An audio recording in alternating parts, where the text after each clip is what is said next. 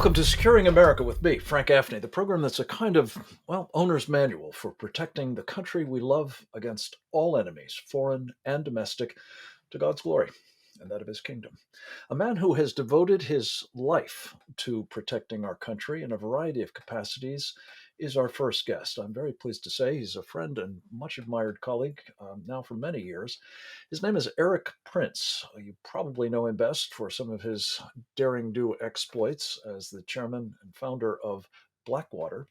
Before that, he was a Navy SEAL. Since then, he's gone on to a variety of other entrepreneurial events and activities.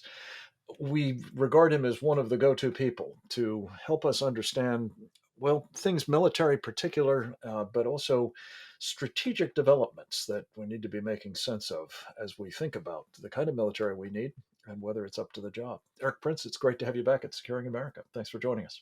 Thanks, Frank. Nice to be back.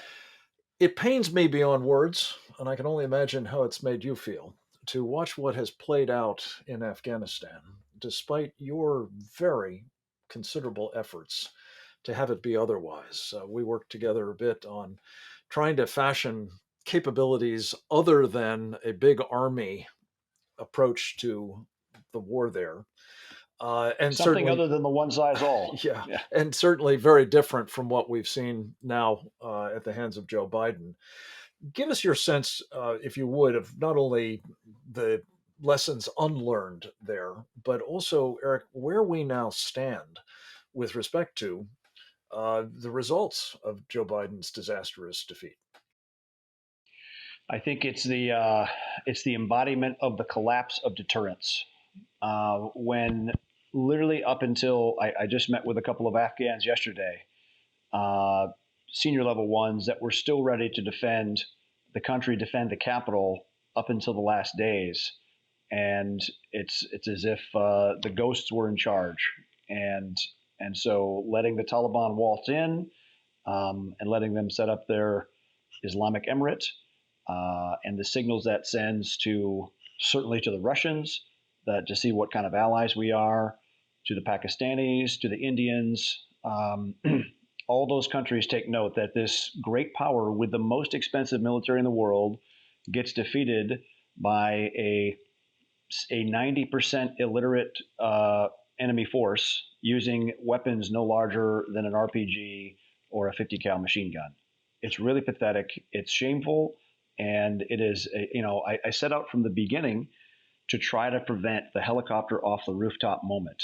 And that's exactly what we got in spades. And talk just a little bit, if you would, Erik, about what you were proposing to do. I mean, it's ancient history now, but it is such an important example of how we could think differently about that conflict and wage it differently so that we wouldn't find ourselves with these terrible costs.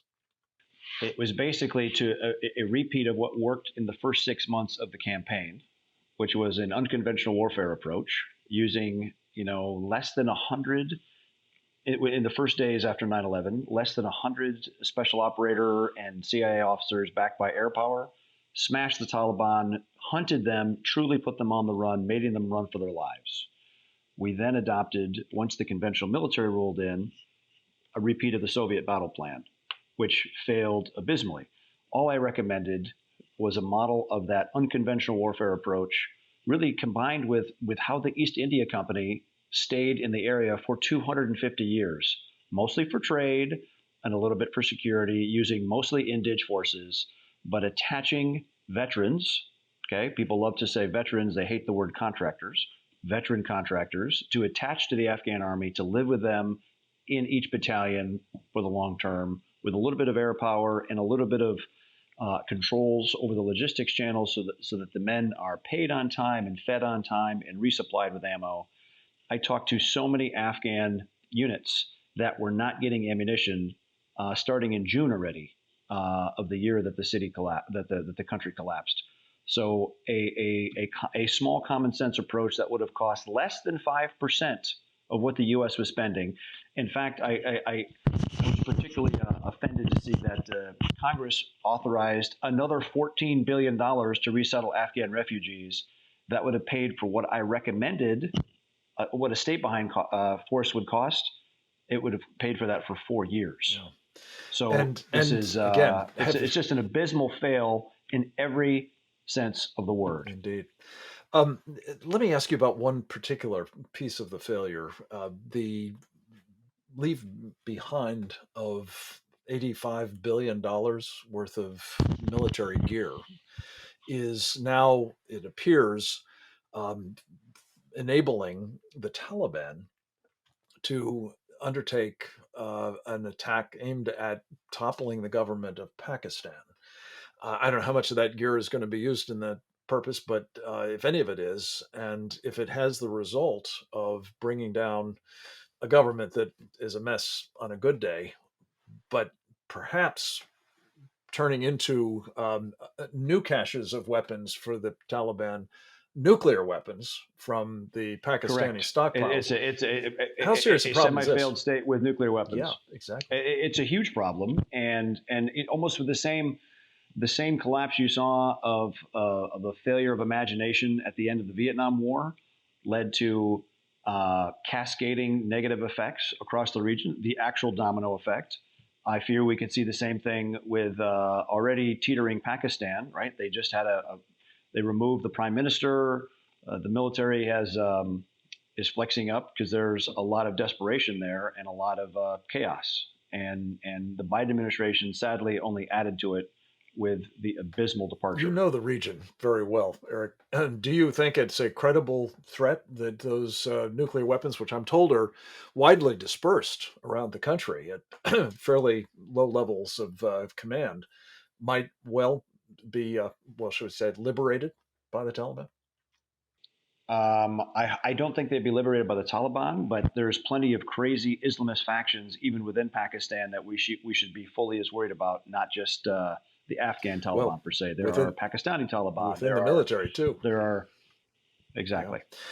Eric, let me turn to one other question in that region. I had an interesting conversation recently with Gordon Chang, in which he talked about a knock on effect of this Afghan debacle being that within India, uh, widely hoped for to be a very key part of our sort of alliance against China, having had the pegs knocked out from under them, the pro American factions within the Indian government, that is, as a result of this fiasco.